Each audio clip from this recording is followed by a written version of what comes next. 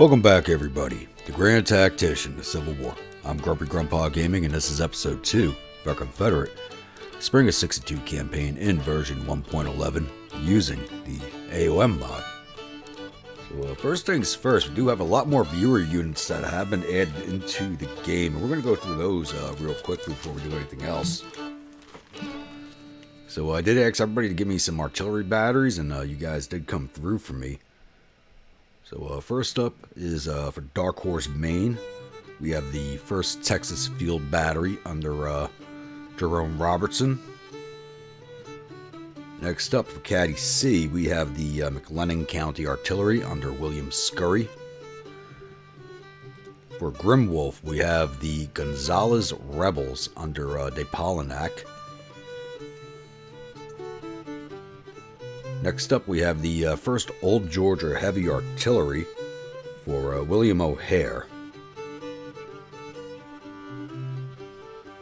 For Randall Odell, we have the Gasconade Guard, which is a cavalry unit,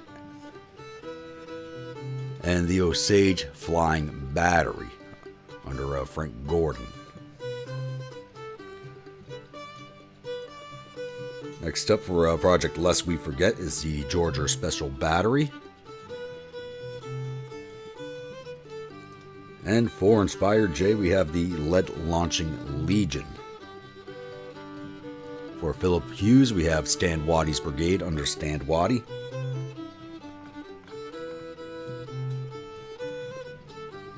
We have the Cockade Brigade. For, where'd it go?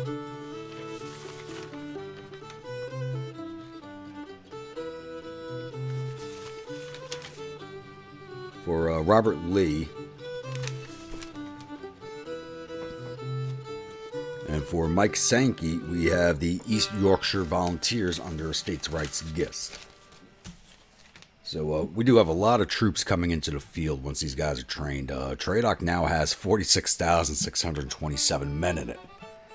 So we'll quickly start plussing up our numbers once these units start coming online and into the field.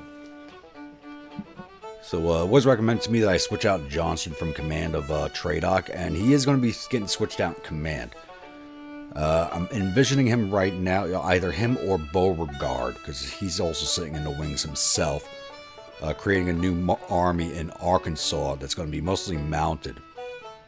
Now, I'm going to be using Quantrill's Raiders, the Gasconade Guard, Stan Waddy's Brigade, and the Osage Flying Battery as the 1st division of that army, as I'm going to be pushing them back up into Missouri. I'm looking to do it with a mostly mounted force of 2 to 3 divisions of cavalry. So that's the idea for right now, but that's not something that's going to happen until at least 1863. As if anybody noticed the battles around Richmond, these armies are poorly trained. Training is untrained for a lot of these troops, or poorly trained. Training poor. So I'm just kind of looking to beat back the Union forces that are in our territory right now, and then settling in for winter to get these guys trained up. And another thing that's brought up is because I did get rid of the West Virginia force because it was so small, it was basically useless. By moving the Army of East Tennessee up into Southwest Virginia, I did unmask East Tennessee, but I'm not too worried about it. I'm just kind of envisioning this force jumping back and forth between Cumberland Gap and Salem, just trying to keep the 2 mountain passages closed up. They should have enough forces to do that. So Morgan's command 7,000, and the Kanawha Division 65 going to 10,000. So I should have the forces for right now until some of the viewing units come online to flex back and forth between the 2 locations without too much trouble. The only problem is uncovering Knoxville. We do have the Army of the Ohio in the area, but Department of Mississippi is the big problem. So they have, that's Army of Tennessee, where's the Department of Mississippi? There we go. They have approximately 84,000 men in the area. We're facing them with about 40,000. So I'm just trying to hold steady for right now until the new units come online. And then we'll figure out what we're going to do from there. So it's basically just for the rest of this campaign season through the summer, is we're not making any type of moves outside of our own territory. The big thing right now is getting our Army of Mississippi back into green readiness so I can take on their Department of Mississippi while their Corps is still spread out. And pushing the Army of Northern Virginia down the peninsula to kick the rest of McClellan's army off the peninsula and take Fortress Monroe. Alright, moving on from there, we did end this episode on April 1st, so it is actually time for the monthlies. So this is not going to match. This is going to be wrong as soon as I hit play because of all the units I did just recruit. So this says triple B plus, so it doesn't match this at all. So our liabilities are 300 million. That's about to heavily increase with all the units I just created. It says our tax revenues increased by 384 million. I don't know how true that is. Exports last month was 17 million out with 40 million coming in. That sounds completely wrong. That is the only monthly report we do have on here. But the economy's lacking all the same things as we usually do. Actually missing quite a few things. This seems a little longer than usual. Come over to finances. I haven't hit play yet, so once I hit play, money's all going to go away from all that recruiting I just did. So I am basically maxing out everything across the board for right now until I have the projects that I want. Then I will start reducing the money. I've already taken the money off the economy setting as really doesn't do anything for us. I'm saving some money there. I'm pumping into agriculture right now so I can do the farm mechanization to bring my numbers of volunteers up. Industry's getting it pretty heavy right now, so I can start building railroad lines and weapons production facilities. Military's getting 25 million, so I can just get the rest of the projects up and running. And diplomacy's getting pumped up also for the diplomatic projects, so I can, like I said, I'm really going to pump hard on the British intervention on this one. Alright, intelligence.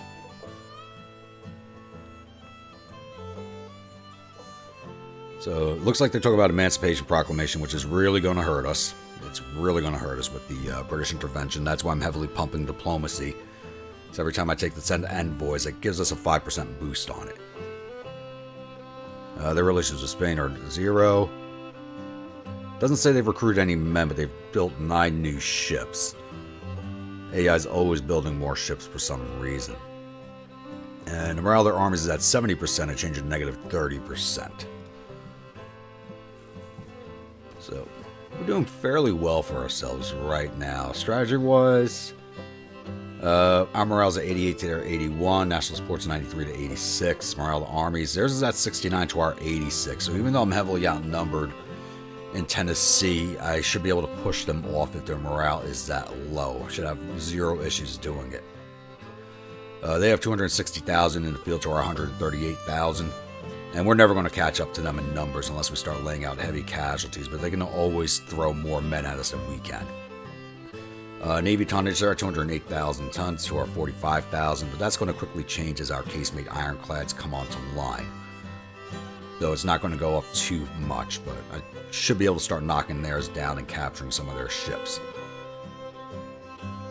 Casualties right now, we're at 6,800. Called 6,900, and they're at 9,200. So, not too many changes going on. So I think out here in Tennessee is going to be our next big fight. And I need to get them while these Corps, even though the Department of Mississippi has almost 80,000 men, they're kind of spread out all over the place. So I'm going to try and get into combat with these 2 Corps over here, which is the Army of Tennessee, which is 40,000 men. That's half his strength is right there in that Corps. And the Army of Mississippi with another 19,000. So they will have us outnumbered with just these 2 corps. But it is well worth the risk. If their morale is as low as it looks, we should be able to easily knock them out and then start pushing back into Tennessee and resecuring Nashville. So we'll pause this here, and I will be back with the next major event. Alright, it's still April 1st, and the Army of Mississippi from the Department of Mississippi is actually pushed into us, attacking our 1st Corps of the Army of Mississippi. It didn't draw in the Army of Tennessee, which I'm a little surprised about, so it might be just out of command radius of the Department of Mississippi headquarters. So they're bringing 15,656 infantry, 2,500 cavalry, and 40 guns to the fight. We're bringing 34,870 infantry, 3,200 cavalry, and 111 guns to the fight. So it's Halleck against Johnston. So, I'll be back after the load screen. Welcome to the Battle of Purdy. So we are on the Shiloh battlefield, and it is a meeting engagement. So it looks like it's going to be a close race to get to the objective point. I hope I can beat them there. If I can stop them at the bridge, I'd be a very happy man. So what do I have available right now? I can get the 1 brigade of cavalry up there that are not heavily armed. My other corps are not arriving for several hours.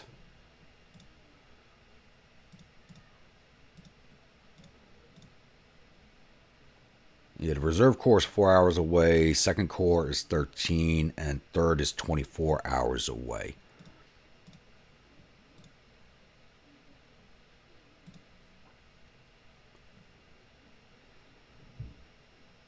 So they're going to have a numbers advantage on me until everybody else shows up. 1st Corps is at 12,889 men.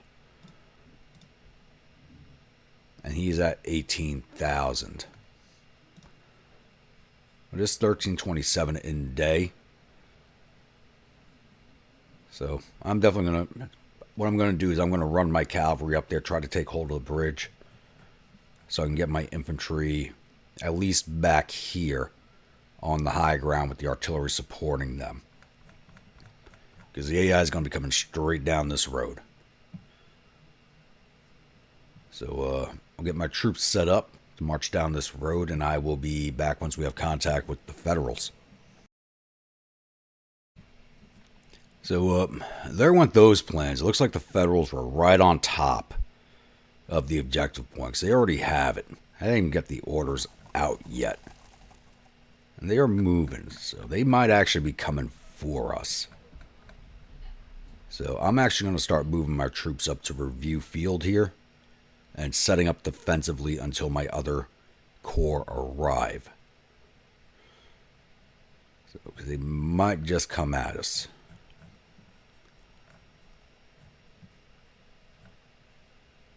I heard them moving a little bit ago, but I don't see any dust trails, but you never know with the AI, so I'll be back. So it's 17:30 in game. We do have the Federals sided, and as soon as they got sight of us, they kind of moved into marching column for some reason. Unless they're planning on attacking us. But I do have my 1st Corps coming up, at least with their batteries and infantry in line. I'm going to see if I can push off their batteries. 17:30 already, so the day is going to end fairly soon as it is April. I can't tell what the AI wants to do right now.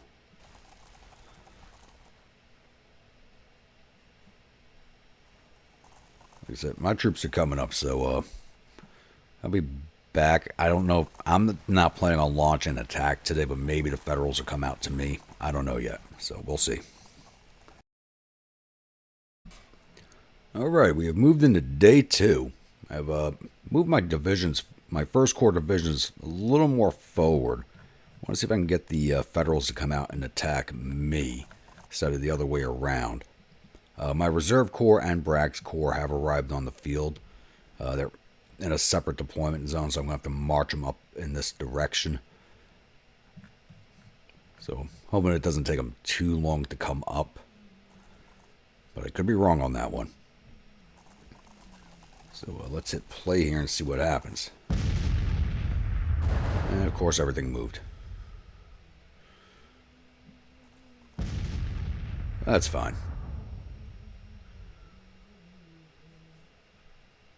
So, while I bring my other 2 corps up and figure out my attack positioning, I'll be back. Alright, it's 10 a.m. on day 2.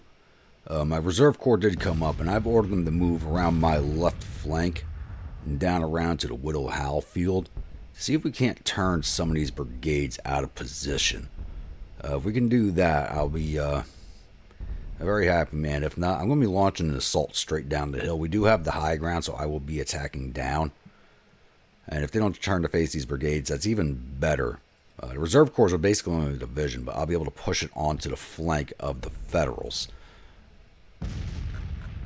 And I'll have Bragg's corps as a reserve force in case my first corps does not complete the attack, essentially. So it's going to be a few hours while the reserve corps gets into position. So I'll be back. Alright, it's 12:40 on day 2. Reserve Corps moved into position on the Federal right. I have ordered 1st Corps forward along the stream bed here to engage their right, and up here to the farm track with the other division to take the objective point and hopefully get some downhill fire going on. Once these 2 divisions are in place, I will start moving my Reserve Corps forward. So it's taking a little while to get things in place, but it is what it is. And Bragg's Corps is moving up to 1st Corps' old positions. So our counter battery fire is having a decent effect. We're at 200 casualties, they're 250. So we're going to have some losses in artillery, and they definitely are. So they're already using detachments to run their guns. So while these guys move forward, I'll be back. Alright, it's 1300 day 2, and our troops are starting to engage on the our right, Federal left. The cavalry actually has my infantry outrange, which is pretty bad. Shows you how poor our weapons are right now. Push you guys forward, push those skirmishers in.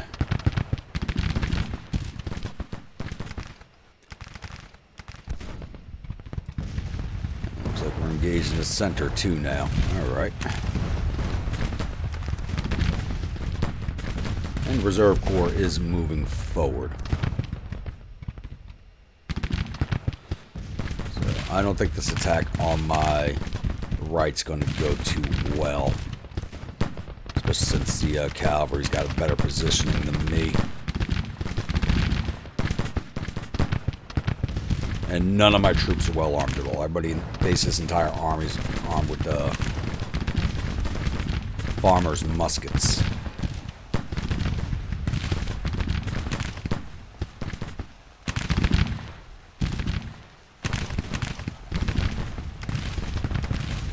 Artillery forward.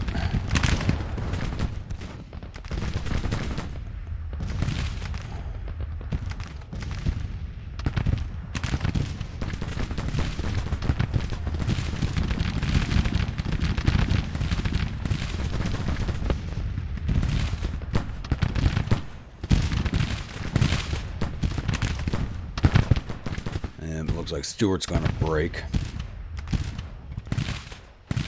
Get on your med, make sure to stay in the fight.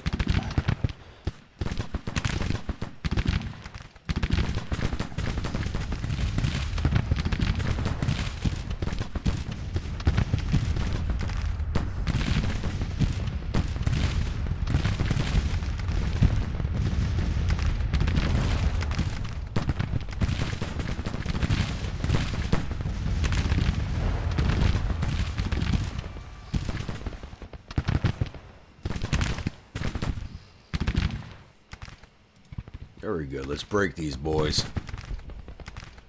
We have to take it forever to get in position.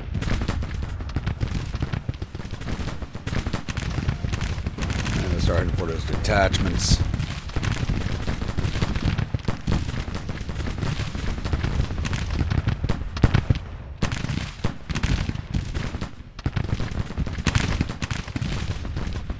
Advancing through this marshland is not a good idea, but I need to clear these units out.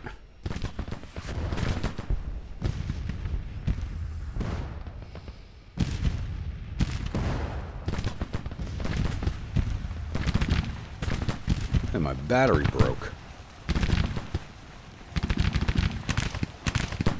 I wonder why. Took 20 losses.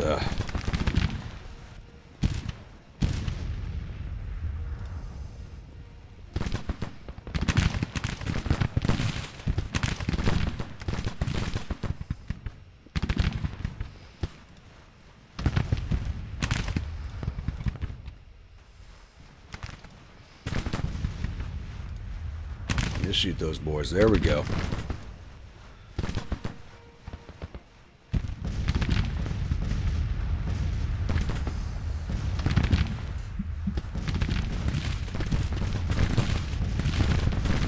Alright, Stewart's brigade broke, but we broke that cavalry also.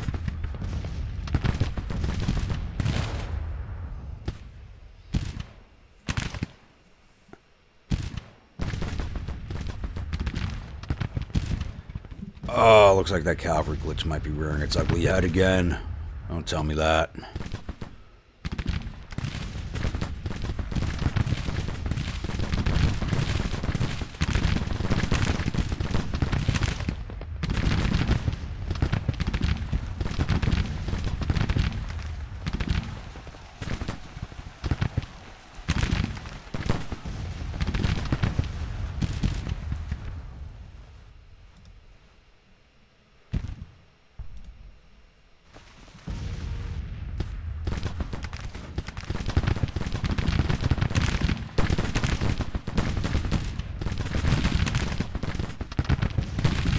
I hope that is not what I'm seeing there. I did a clean install. We should not be having that issue again.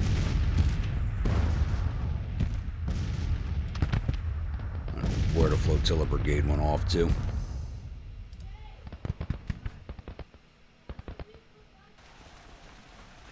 And there went Johnson's brigade.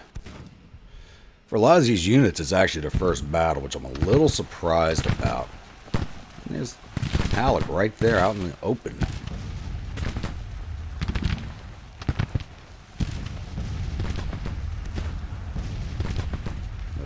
His armor's basically broken.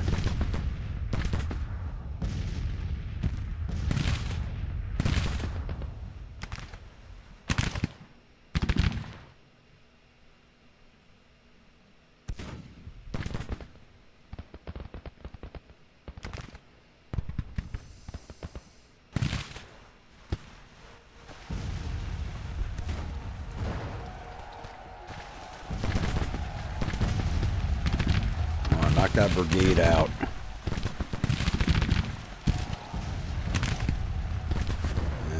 There went another brigade. Bragg, time to send one of your divisions up.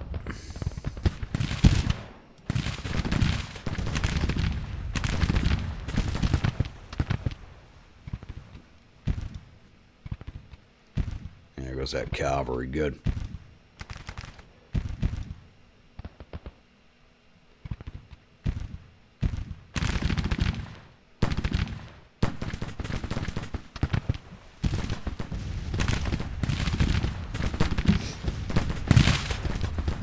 Things looked like they were going well for us and taking a turn in the opposite direction.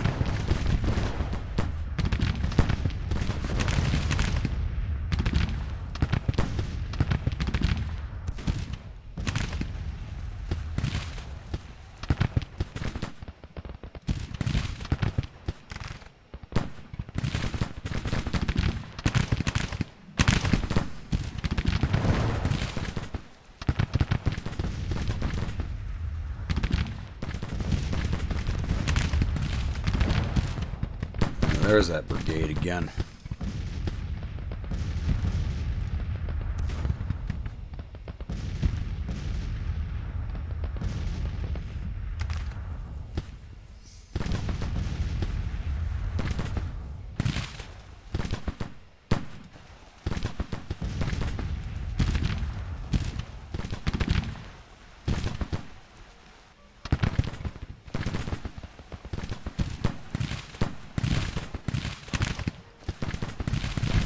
Alright, got that division moving?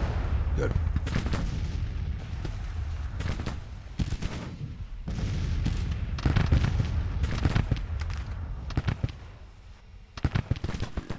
Ruggles, you come up to here.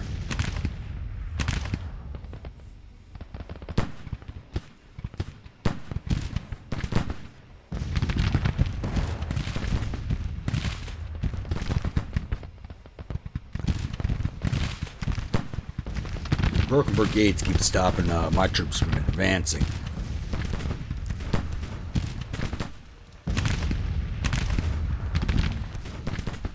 Keep your men in the fight, Chatham. Stop turning to face those broken units. Keep pushing forward.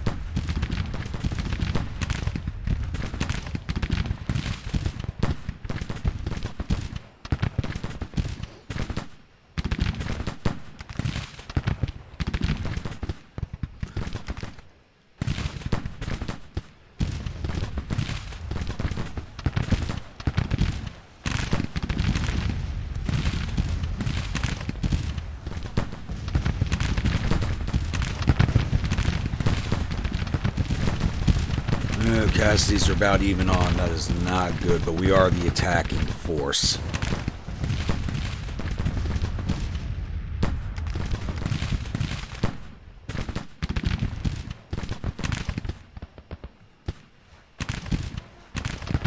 That one's Stevens' brigade.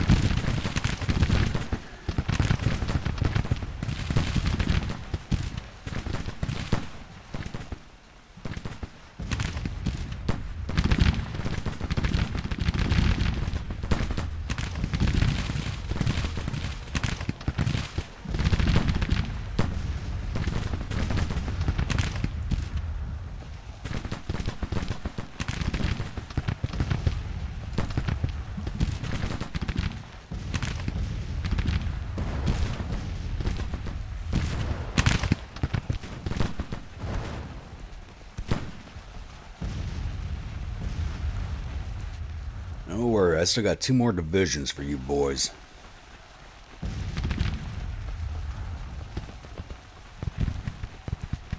Keep your troops in the fight.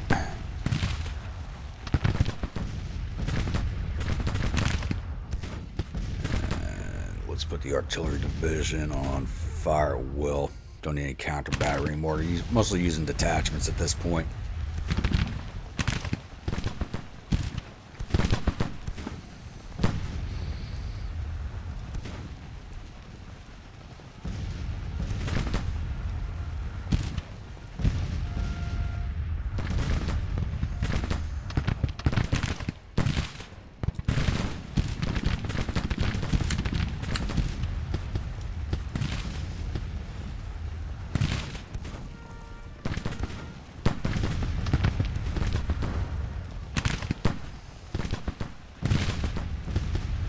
I lost any officers.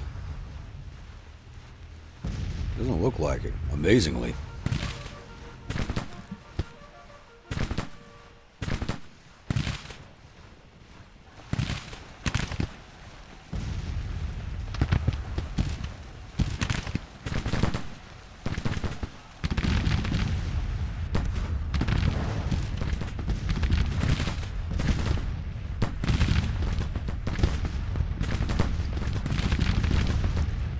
Clark's division's now done.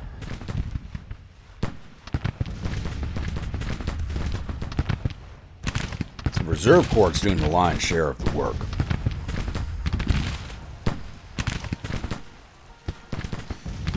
Bowen's brigade just broke. Bragg, where are you and your boys? Get up here.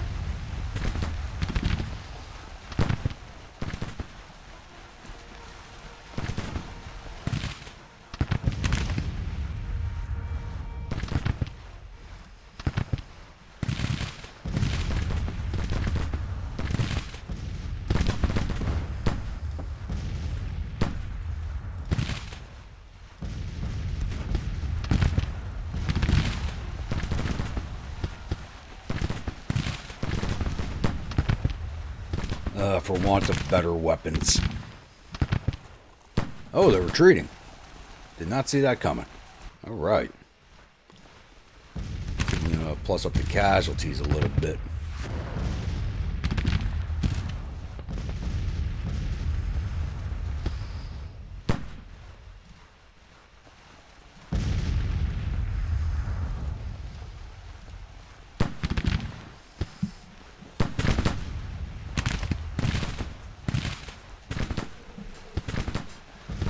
Definitely a much better fight than we got in the last episode.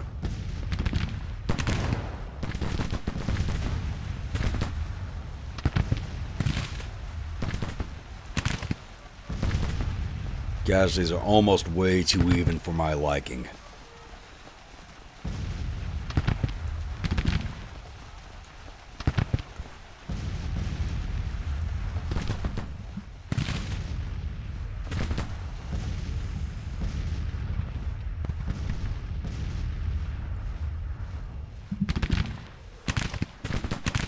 I don't think anybody would have been defamed in this fight, but you never know.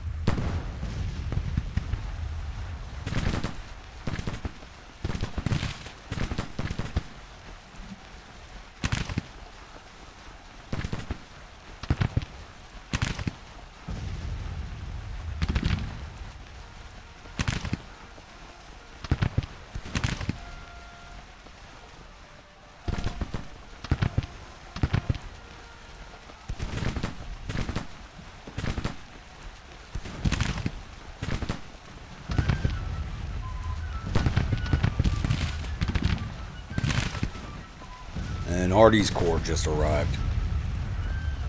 Right at the end of the fight.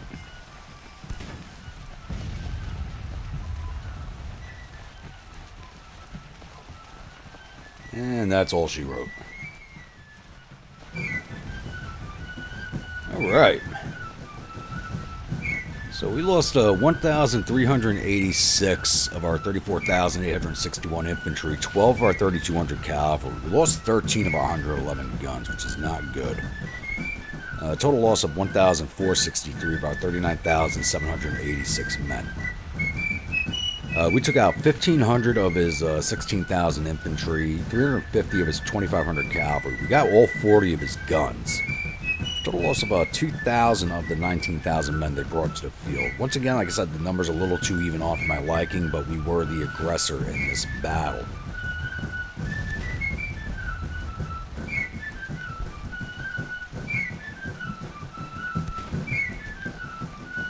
New battle save here, and then we'll take a look at the paperwork.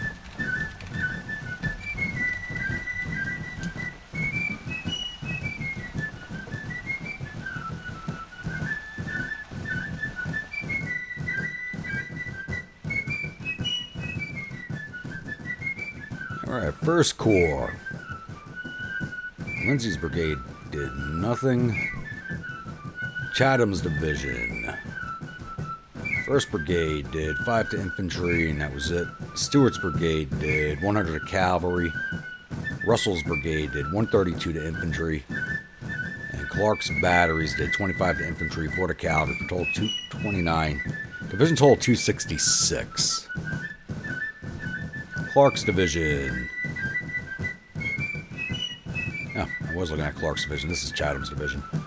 Stevens brigade did 114 to infantry, 41 to cavalry, total 159. Johnson's brigade did 99 to infantry, 28 to artillery, for total 127. 2nd brigade did 52 to infantry, 9 to artillery, total 61. And Chatham's batteries did 3 to infantry. Division total 350.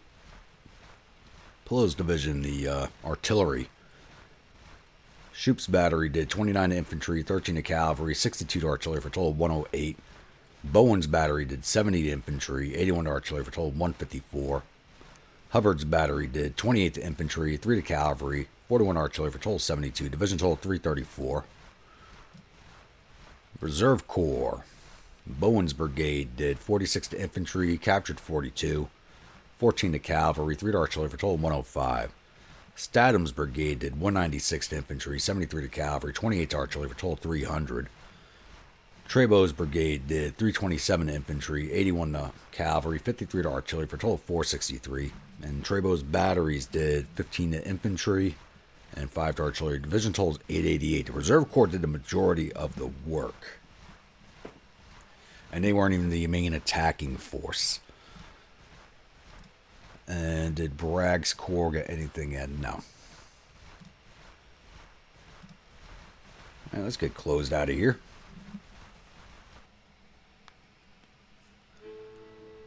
So I think that was an interesting little fight. That was a lot better than what we saw on the peninsula outside of Richmond.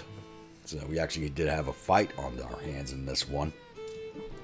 I was a little surprised that the majority of my units, it was their first battle, even though this is 1862. Found that quite surprising, to be honest. Once again, you saw all my brigades are very, very poorly armed. So I'm hoping we captured a good chunk of rifles out of this fight. Or at least enough to arm at least one more brigade with decent weapons. As we have none at all. It looks like Breckinridge has become famous. And General Walker has been disgraced. That's not good.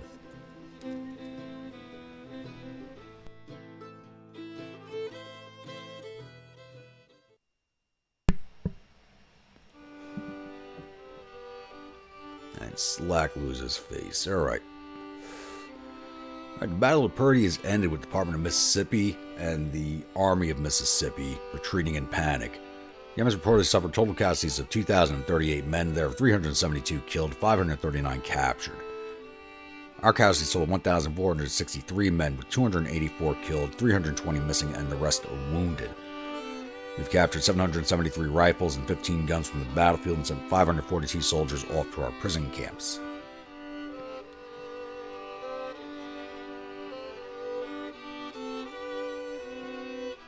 So I gotta replace Walker, and I don't know if Slack's one of mine or not.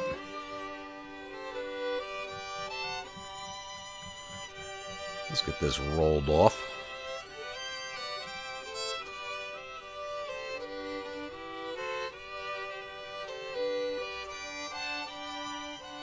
There we go. So that's one corps out of the way. So First Corps gets his readiness back up, which looks like it'll be 81 days. Oh. But I gotta wait for the Reserve Corps and First Corps to come back up to strength before I start moving on the Army of Tennessee, which has 40,000 men in it. So I can't move on them as yet. Where's the Army of Mississippi retreating to?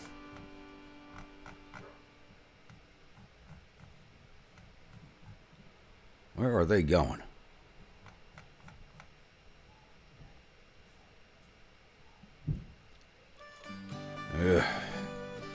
Wherever they are going. So we'll keep this episode rolling a little bit longer.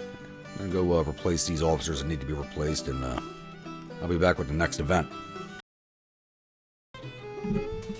Alrighty, it's April 3rd, and Department of Mississippi is back with the Army of Tennessee in tow. And Department of Mississippi is now under command of General Grant. So I guess we wounded Halleck in the last battle, because he was out between the lines at one point. So this is going to be another big fight. And we are short one corps, as our First Corps readiness was down in the red. So they can't even take part in this battle. So Grant's coming at us with 37,940 infantry, 603 cavalry, 98 guns, to our 23,483 infantry, 2,500 cavalry, and 54 guns. So I do believe this will be a good place to end this episode, and we'll pick up the next episode with this engagement. So if you're a new viewer, returning viewer, not yet subscribed, please think about that subscribe button. If you do, remember that bell icon so you'll alert when the next video comes out. If you'd like a brigade in one of my armies, please let me know in the comments below. Type of unit, state it's from, weapons, uniforms, and officers, and I will oblige on all counts if possible. And I will see you all at the next episode. Stay grumpy.